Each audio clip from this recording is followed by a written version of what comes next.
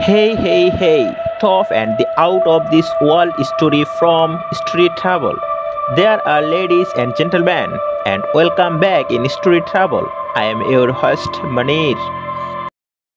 I, 29 female ex-husband Carter, 27 male and I got divorced almost 4 years ago. He divorced me. I was blindsided because I thought we had a very happy marriage. Unfortunately, this year I was in a hit and run and was hospitalized. My insurance didn't cover much and they never found out who did it. It drained my savings. I couldn't live in my apartment anymore since I could no longer physically walk up 5 flights of stairs. I had a job but was let go. I was struggling and it was a low point in my life. Connor and I hadn't kept in touch, but he contacted me and said that I could live in one of his spare rooms. I had no other options. I offered to pay him rent but he refused. He has a maid for chores. I cook for him sometimes. It's okay. He's very chatty and bubbly. And if I close my eyes, I can pretend we're friends again, and we never took the leap into a relationship and a divorce. Now, my childhood friend Claire called me to express sympathies that I could find a place. I told her that I was living with Carter. She insisted on coming over as she also had daughter. She insisted on coming over as she also had been friends with him and had refused to take a side. When she arrived, Claire started to talk about how this was a bad situation. She asked me if I paid rent. I told her I did not. She said that his pity would end and asked if I wanted to be a beggar for the rest of my life. I told her I wasn't a beggar and she said she would tell our friends. Claire said that if I didn't think that what I was doing was wrong, I wouldn't have cared if she told everyone. I felt humiliated and ashamed. I have been avoiding her. She called me yesterday and said that I was being childish and emotionally manipulative for behaving that way. Am I the a-hole? Well, OP, in my opinion, no, you are not the a-hole. I'm not sure that living with your ex-husband is the best thing to do, thinking about emotional health, but it was apparently the only person that offered to help out. So yeah, you're not the a-hole. And to be honest, she doesn't sound like much of a friend to me. After everything you went through, like losing your job, losing your apartment, losing your savings because somebody crashed into you, which of course absolutely sucks, and all the physical pain that you went through, she calls you a beggar because somebody you used to have a relationship with offered to help you out and didn't want to get paid rent, which you did offer by the way. And just to prove a point, she threatened to tell all your friends, which of course it's not something that you want to go about advertising. It's a private thing, it's personal.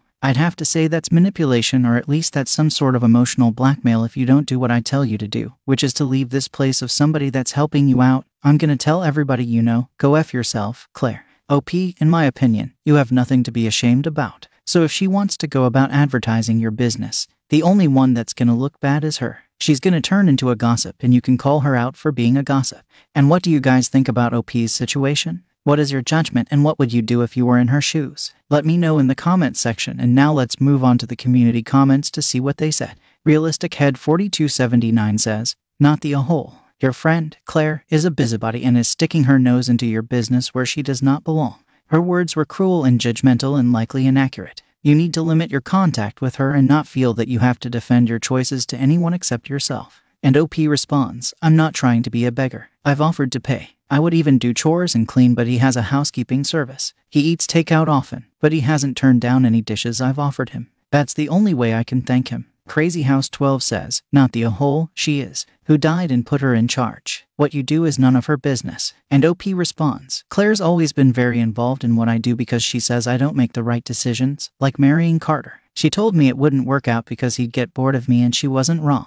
She's held that as proof she knows better. Wow, Claire's just a straight up a-hole. Alaskan Puppy Mom says, not the a-hole. Block her and anyone who agrees with her. This is between you and Carter, no one else. Just do your best to get on your feet again. And OP responds, I will definitely do that. I've been saving every penny I can to move out. Additional information from OP's comments. I'm trying to pick myself back up. Claire sometimes doesn't understand that not everyone can do what she can do. She comes from money and married into wealth, so she doesn't understand that middle-class people like me can't afford $120,000 of medical debt without wiping out their saving. So yeah, she's privileged in many ways. Her family has always paid her rent and she has a trust fund that will run out 2 to 3 generations after her. But she's also very intelligent. I think it makes her believe that she will be successful regardless of what happened.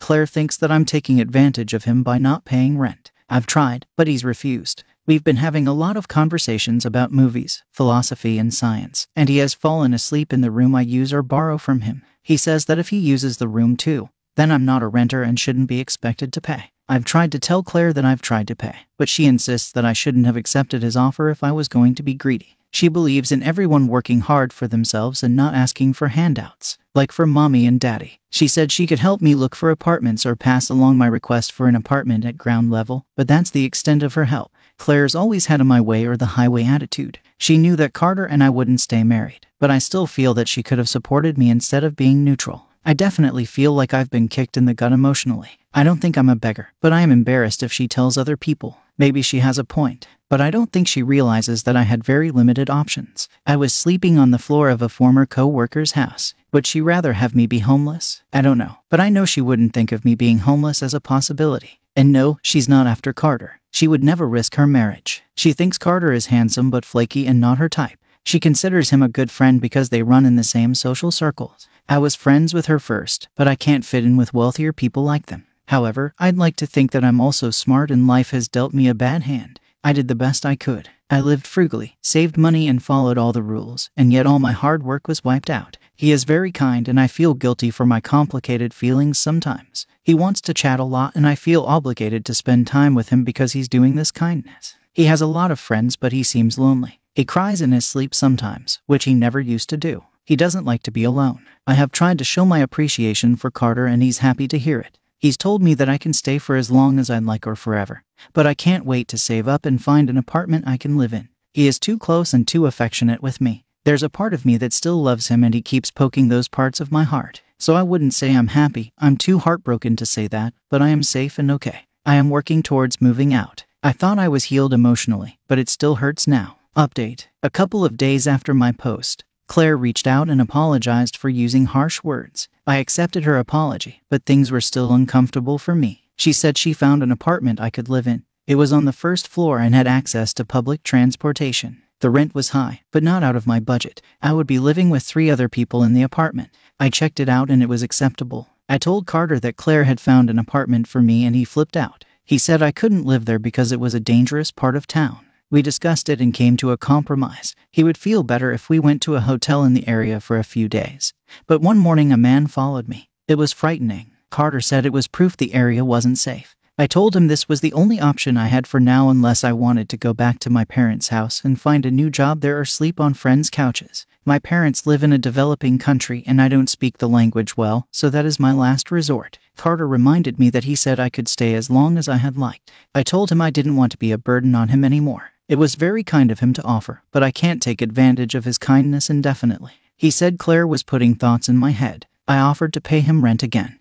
And he finally agreed, but he deliberately wastes rent money on silly things to prove a point. I told him that, but he said if I didn't like it, I could stop paying or pay him another way. I dropped the conversation. Claire asked me why I hadn't moved into the apartment. I said I was paying rent to Carter, and she chewed me out. Claire and Carter's social circles overlap. So Carter found out about how Claire was saying I chose to stay there even when she found me a new place to live. He got into an argument with me and said that I should stop talking to Claire. He made an ultimatum of him or Claire. I chose him. Since then, he's been very happy. I'm happy to see how cheerful he is, but I can't handle the constant hugs, snuggles, or pinching. It makes me feel bad and dredges up bad thoughts. I feel inadequate and crushed because he may be able to be platonic friends with me, but I still haven't gotten past the hurt. On a positive note, I started physical therapy and signed up for a free counseling program through my work. I have a tight budget, so I have to make do. Nicely done, OP, I gotta say. You guys all know that I do not like ultimatums, but I think this case is the one exception to the rule because Claire is a douche. And let's face it, there's not much of a choice. It's like the difference between a cupcake and a turd.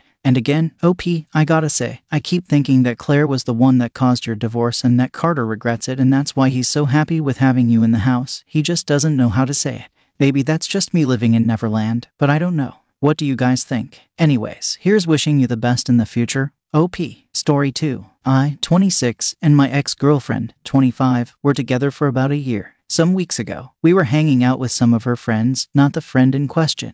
We were playing a little quiz game, and one of the questions that popped up involved cheating. I mentioned that I hate cheaters, and after that, I noticed that one of the friends gave my ex-girlfriend a look, and I also noticed my ex-girlfriend got a bit uncomfortable. It was weird and got me thinking. The next day, I asked my ex-girlfriend about it. She said that she wasn't going to lie and admitted that she cheated on her ex with a friend. This was a year before she met me. I felt upset about it because she'd never mentioned it before and I asked her what had happened. She mentioned that one time she got drunk and hooked up with her friend. Let's call him Barnaby. Barnaby is a former friend with benefits of her and they still hang out regularly. I knew that my ex-girlfriend and Barnaby had a history, and while I didn't like that they hung out, I just dealt with it. I was pretty upset because not only did I find out that she was a cheater, but she still hung out with the guy. I told her I needed some time to think. And after 2 days, I decided to break up with her. I didn't want to tell her that she couldn't be friends with Barnaby. And I knew I couldn't deal with her still being friends with him, so I just removed myself. So am I the a-hole? Oh wow, OP, no, of course you're not the a-hole. I think you just made the most mature decision I've seen on a subreddit in a really long time. Instead of demanding that they not be friends again because you're trying to set up boundaries, you found out your girlfriend did something that you do not agree with, not with you, but with somebody else, and still hung out with that person, and you just decided, well, I don't have time for this drama, I'm moving on. And to that I say, well, good for you. OP, that is a mature decision to make. Maybe some other people would actually go the route of saying, I don't want you to be friends with Barnaby, and try to work on that and let's set up some boundaries here and there, but your boundary is just, did you cheat? Yes. Are you still friends with that cheater? Yes. Well, I'm out. And as I said, that is an absolutely valid boundary to set, and that's it. So well, good for you, OP. Totally and absolutely not the a-hole. And what do you guys think? What is your judgment, or how would you have handled this situation? Let me know in the comment section, and now let's move on to the community comments to see their judgment. Joshman1231 says, one good argument with you and another drunk night with Barnaby around sounds a little too close to home, don't you think? Not the a-hole. Friends with benefits or a fair partner friend. You noticed the writing on the wall. You still kept them in relation without making her shut him off since they are friends. Then you cut her off for a really mature decision of not wanting to control who she can hang out with. You have a good set of morals on you and made a really informed decision. I'm confident you'll find someone who won't have this dynamic for you to come to terms with. Cautious Birthday 90 says, buddy, how can I put this? It's highly likely that nobody but you will ever really take charge of looking after your mental health. Some people will try to contribute, but in the grand scheme of things, their help will be insignificant. Others will help accidentally by being decent human beings, but really it's mostly all on you and always will be. I strongly suggest you do it. When you removed yourself, you were definitely doing it. Well done. Not the a-hole. Lady Redson says, not the a-hole. Don't make someone a priority when they make you an option. In her case, omission of the truth is still a lie, and she lied to you every time she hung out with him. Did she tell you the truth ultimately? Sure, but the bottom line is that you don't believe you can trust her. That's a perfectly fine reason to walk.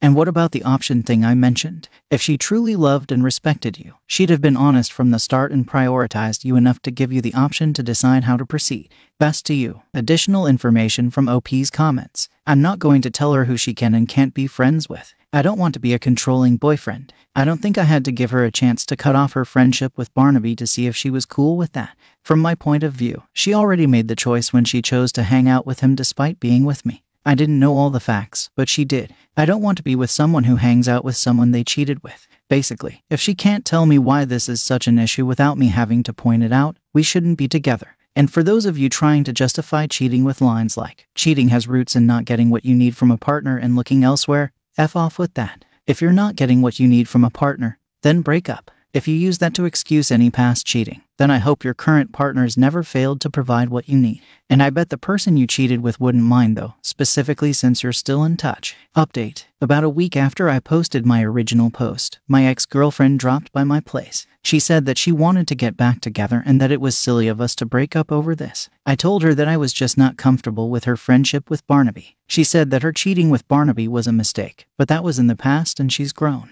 I told her that it doesn't really look like it. She goes out drinking with Barnaby very often, and you two were effing after you and your ex broke up. They were friends with benefits before and after her ex. I told her I'm just not taking a chance to be her next sucker. Then she said, what if I cut off Barnaby? Can we get back together then? I was tempted for a second, to be honest. Our relationship seemed great, but I remembered some of the comments I read in my last post. And I asked her, have you been effing Barnaby since we broke up? I had never seen such a poor poker face. She stumbled over her words and said, and no. I gave her a look like, that's BS. She saw this and said, I mean, we were broken up. I just put my hands up and said, nope. I then asked her to leave. She was really upset. And winning, like I said, OP, good for you.